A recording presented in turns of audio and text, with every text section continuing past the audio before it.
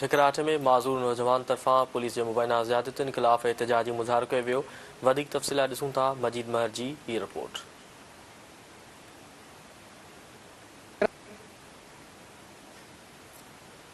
ठिकराठोलग ॻोठ रूपहर वासी माज़ूर नौजवान शाहिद मंगणहार पारां मुबारकपुर पुलिस जी ज़्यादतियुनि ख़िलाफ़ एहतजाजी मुज़ाहिरो कयो। पंहिंजे मासूम ॿारनि ऐं औरतुनि समेत हुन सिंध टीवी सां ॻाल्हाईंदे वधीक चयो त चलो या रोज़ मजे मथां मुबारकपुर थाणो SHO माना 15 ॾींहं 20 ॾींहं महीनो माना गुज़रे थो। रोज़ माना बीठा आहिनि मां वटि चवनि ईअं था या चर्स हलाए असांखे मंथरी ॾे।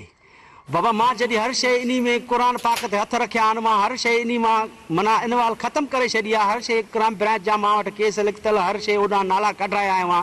त बि मां सां नाइंसाफ़ी आहे। IG के DIG के SP के मुंहिंजो मुतालबो आहे त मुंहिंजो इंसाफ़ कयो वञे ऐं ॿियो इनकारी कई वञे। ठिकराठ और रूपर मां पुछा कई वञे त शायदि बाक़ाइदे इहे कम हलाईंदो आहे या न हलाईंदो आहे। इनकारी कई मूंखे इंसाफ़ खपे भाउ। अदा मुंहिंजो मुड़ुसु शाहिद मंगणार असां सां रोज़ नाजाइज़ी या पुलिस वारा कूड़ा केस हणनि था। चवनि था तुंहिंजो शायदि चर्स हलाईंदड़ आहे। उन चर्स जे केस में असां रोज़ FIR दाख़िल कयूं था, रोज़ पकड़ियूं था।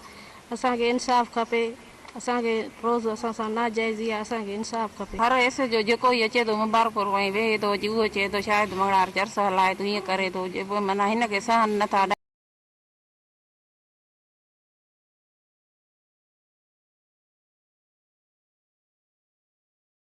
ॾाढो तंग कयूं वेठा आहिनि। असांजो माज़ूर आहे हीअं असांजी इहा इनकारी आहे। SA जेके DIG के असांजो इंसाफ़ मिले, असांखे तहसुब मिले। ईअं तंग न कनि। हर भुर ग़रीबनि बचड़ी वार छोरा छेना ॿई भाइर माज़ूर आहिनि। असांजी इहा अपील आहे असांखे इंसाफ़ मिले वञे। रोज़ रोज़ खणी वेंदा आहिनि थाणे ते, डेली खणी वेंदा आहिनि। असां जॾहिं इहो कमु कंदा ई न आहियूं। असांजे ॾेर खे डेली खणण ईंदा आहिनि त कहिड़े हिसाब सां खणण ईंदा आहिनि, छो ईंदा आहिनि। असांखे का ख़बर ई नथी पए। खयूं हलिया था वञनि 12 असां ग़रीब आहियूं। मुंहिंजो मुड़ुसु बि जंग का माज़ूर अथसि कोन। ॾेर मुंहिंजो जंग का माज़ूर आहे। असांखे इंसाफ़ खपे। मुज़ाहिरो कंदड़ औरतुनि ऐं शाहिद मंगणहार इल्ज़ाम हणंदे इहो चयो त मुबारकपुर पुलिस हर आए रोज़ असांखे तंग करे ऐं हितां मुंहिंजे परचून जे दुकान तां मूंखे खणी वञी मूं मथां चर्स जा केस दाख़िल करे रही आहे। असां DIG सखर SSP सखर खां मुतालबो कयूं था त क़ुर पाक ते इंक्वायरी करे इन मामले जी जांच कई वञे त पुलिस असां ख़िलाफ़ छो रिण ॿारे ॾिनो आहे। मजीद महर, सिंध TV न्यूज़।